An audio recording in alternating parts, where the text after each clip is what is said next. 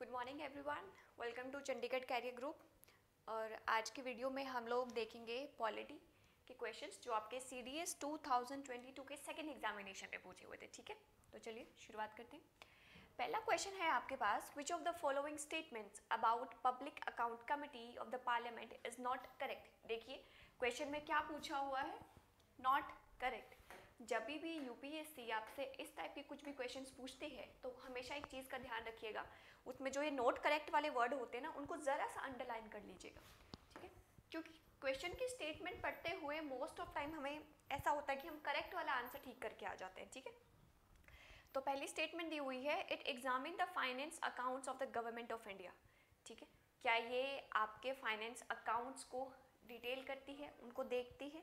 ठीक है, ये सब चीज़ें ठीक है। आपका कितना लेखा जोखा कहाँ पे हो रहा है, कौन सी मिनिस्ट्री को कौन सा फंड दिया है, लेखा जोखा संभालेगी, ये वाली स्टेटमेंट ठीक है। सेकंड स्टेटमेंट है, 15 member of the committee are elected by Lok Sabha from amongst its member, ये वाली स्टेटमेंट भी ठीक है। देखिए पब्लिक अकाउंट कमेटी में टोटल आपके 22 मेंबर्स होते हैं, जिसमें से 15 आपके लोकसभा से आएंगे और 7 आपके कहाँ से आते हैं, राज्यसभा से आते हैं। ठीक है, थर्ड स्टेटमेंट देखिए, the chairperson of the committee is elected bye it's member, ये वाली स्टेटमेंट गलत हो जाती है। जब भी हम लोग पब्लिक अकाउंट कमेटी की बात करते हैं, एस्टीमेट कमेटी की बात करते हैं, जो चेयरपर्सन होता है वो बाय जो स्पीकर होता है लोकसभा का, उसके द्वारा अपॉइंट करा जाता है। ठीक है, तो ये वाली स्टेटमेंट आपकी गलत हो जाएगी। यहाँ पे क्या आएगा, बाय स्पीकर। ठीक है, नेक्स्ट है, in the case of the member of any committee constitute by the government is elected by PAC, the speaker of Lok Sabha decide whether it should be continue to be a form of committee. अभी बताया कौन decide करता है, लोकसभा का speaker के पास ये power होगी। ठीक है, तो आपके पास आंसर नंबर C करेक्ट हो जाता है। नेक्स्ट स्टेटमेंट देखिए, consider the following, M.A. Ayyangar, G.S. Dhillon, Balram Jakhar या फिर P.N. Sangma, which how many of the speaker जो थे वो लोकसभा के स्पीकर रह चुके। ठीक है, इसमें आपके चारों के चारों ऑप्शन नंबर जो होगा वो सारे के सारे ठीक हो जाएंगे, क्योंकि लोकसभा के चारों स्पीकर जो थे वो सर्विंग होते हैं। अगर लोकसभा की बात करें, देखिए आपका आर्टिकल 79 क्या बोलता है, पार्लियामेंट के बारे में बताता है ना। और पार्लियामेंट किससे मिलके बना होता है, प्रेसिडेंट से, लोकसभा से और राज्यसभा से। ठीक है, तो जो ये लोकसभा होगा वो क्या होता था, आपका लोअर हाउस होता था, lower house of the parliament होगा। राज्यसभा को मैं क्या बोलती थी, अपर हाउस बोलती थी। और जो प्रिसाइडिंग ऑफिसर होता था लोकसभा का, उसको मैं क्या बोलती थी, स्पीकर बोलती थी। और इसको मैं क्या बोलती थी, चेयरमैन बोलती थी। करंट आपके स्पीकर कौन है, ओएम बिरला, ओएम बिरला। ठीक है, तो इन्होंने यही पूछा हुआ था कि इनमें से कितने जो थे आपके लोकसभा के स्पीकर रह चुके हैं, तो ऑप्शन नंबर डी, चारों के चारों। नेक्स्ट देखिए, consider the following pairs of the schedule and content of the constitution of India. आपको इनमें से क्या बताना है, करेक्टली मैच वाला बताना है कि कौन सा करेक्टली मैच्ड है। Next, first schedule, forms of oath and affirmation. क्या आपका फर्स्ट शेड्यूल ये बताता है, नहीं, फर्स्ट शेड्यूल तो आपका यूनियन टेरिटरी के बारे में बताता है ना, name of the state and union territory, oath नहीं आएगा।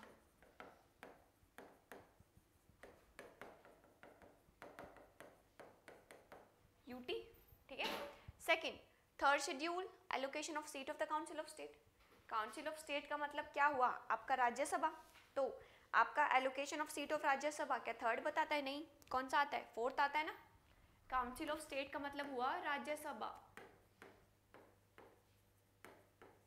तो इससे आपका थर्ड नहीं होता, ये आपका फोर्थ होता है। और ओथ वाला कौन सा होता है, TEA, oath and affirmation, third schedule.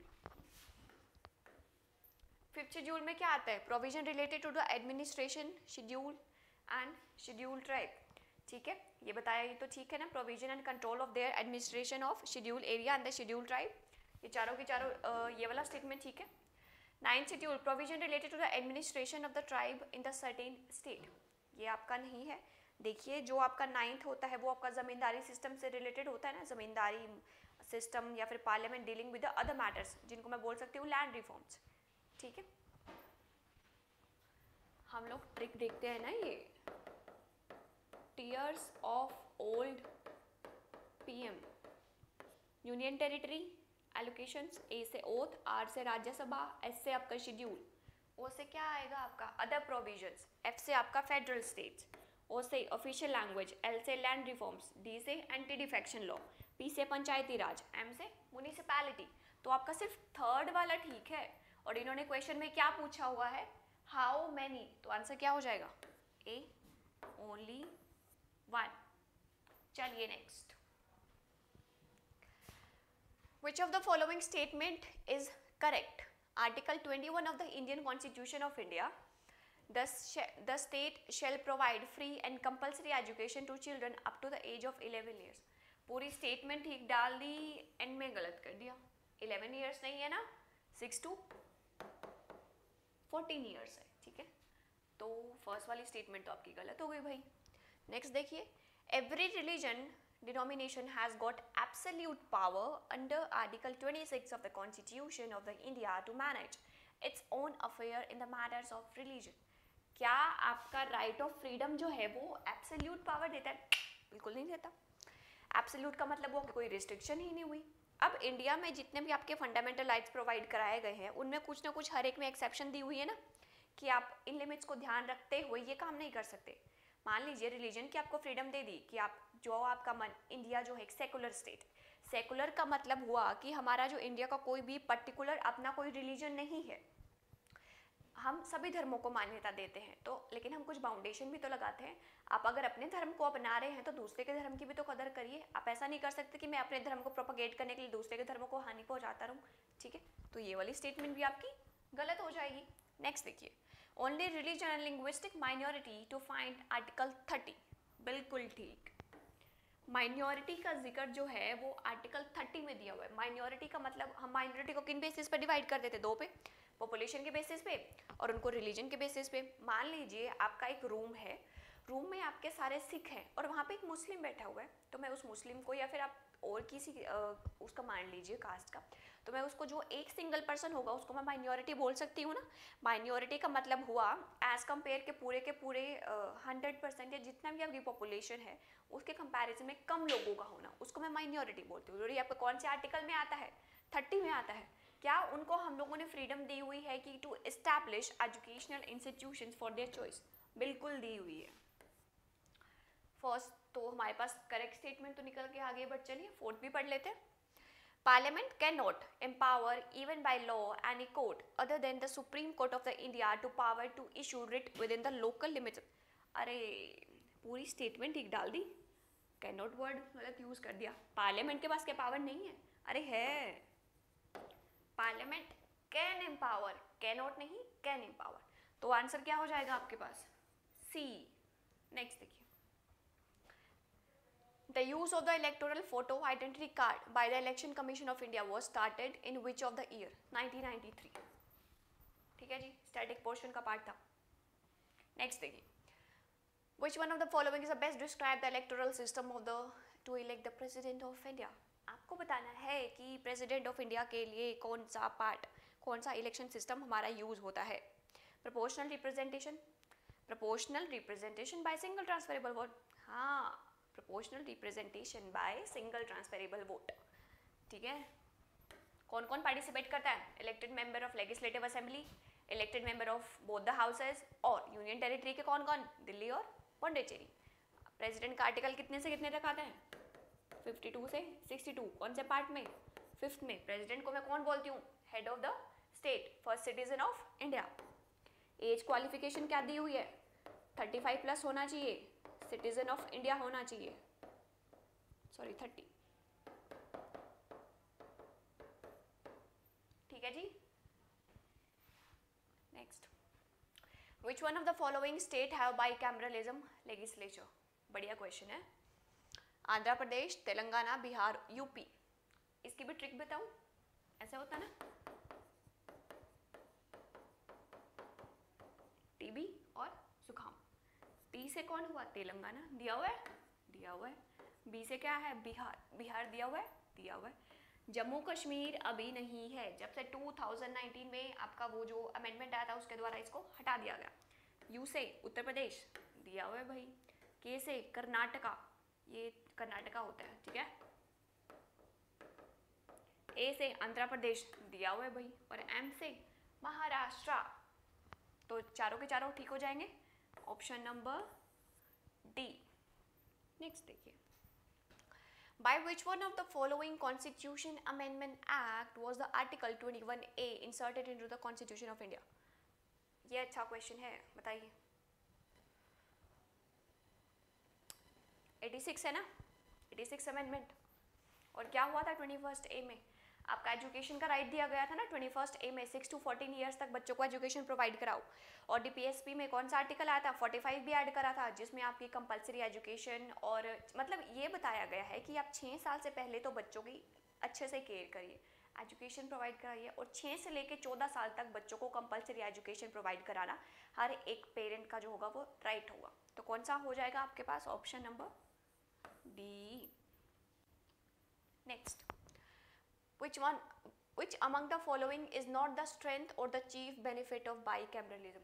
bicameralism का मतलब हुआ कि एक स्टेट में आपके लेजिस्लेटिव असेंबली भी होगी, लेजिस्लेटिव काउंसिल भी होगी, ठीक है। अभी अभी मैं पीछे वो स्टेट बता के आई ना, कौन कौन से स्टेट थे? टीबी, जुकाम, ट्रिक भी बताई है। तो चलिए ऑप्शंस देखते हैं। Second chamber check the first chamber and prevent majoritarian, नहीं। It check the powers of the executive, ना। The second chamber can act as a constitutional safeguard, नहीं. It often acts as a checks on the democratic rule, particularly when their members are not elected or indirectly. बिल्कुल ठीक, ये वाला ठीक दिया हुआ है। ऑप्शन नंबर डी आपके पास ठीक हो जाएगा, ठीक है। बाइकैमरल का मैंने क्या बताया?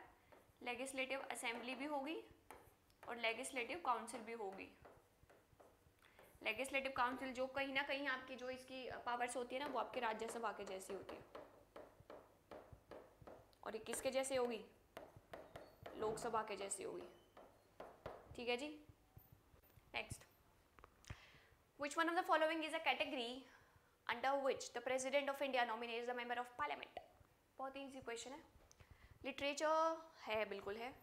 साइंस बिल्कुल है। आर्ट बिल्कुल है। अरे स्टेट सर्विस नहीं है, ये सोशल सर्विस है। क्वेश्चन में क्या पूछा हुआ है? नॉट, तो आंसर क्या हो जाएगा? D. Next, which one of the following language was added to the English schedule by Constitution Amendment 1967? बहुत ही इजी क्वेश्चन है। सिंधी, ठीक है, सिंधी होगा।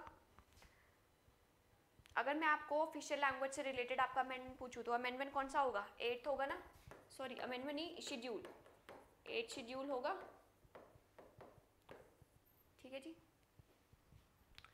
Which one of the following statement about the money bill is correct? Is not correct. Money bill cannot be introduced in the council of, बिल्कुल ठीक दिया हुआ है। The council of state has no power to reject or amend the money bill, बिल्कुल ठीक दी हुई है ये भी। The speaker of the Lok Sabha has a sole and final power to deciding whether the money bill is a, बिल्कुल ठीक है ये भी। Next, the council of state has no power to discuss the money bill, ये वाली statement गलत है भाई। देखिए मनी बिल के केस में क्या होता है, किसके पास सुप्रीम पावर होती है? लोकसभा। लोकसभा ने पास कर दिया मनी बिल, और पास कब करेगी? 3 रीडिंग लेके करेगी ना, 3 रीडिंग ली, भेजा, राज्यसभा के पास भेज दिया। राज्यसभा के पास पावर क्या होती है? हाँ, सीधा सीधा हाँ कर दे, पेंडिंग रख ले 14 दिनों के लिए, या फिर कुछ रिकमेंडेशन दे दे। लेकिन वो जो रिकमेंडेशन होंगी वो लोकसभा को मानना ना मानना वो उनकी मर्जी है। उन्होंने बोले कि हम माने ना माने हमारी मर्जी है भाई, हमने आपको 14 दिन के लिए दिया है, आप पेंडिंग रखोगे हम तब भी बिल पास करेंगे, ठीक है। तो सुप्रीम पावर किसकी हुई? लोकसभा की हुई ना। क्वेश्चन में पूछा हुआ था नॉट करेक्ट, तो ऑप्शन नंबर डी, ठीक है। नेक्स्ट, टोटल 12 क्वेश्चन थे आपके सीडीएस के पेपर के। नेक्स्ट में किसी और क्वेश्चंस को डिस्कस करेंगे। Till then thank you and take care.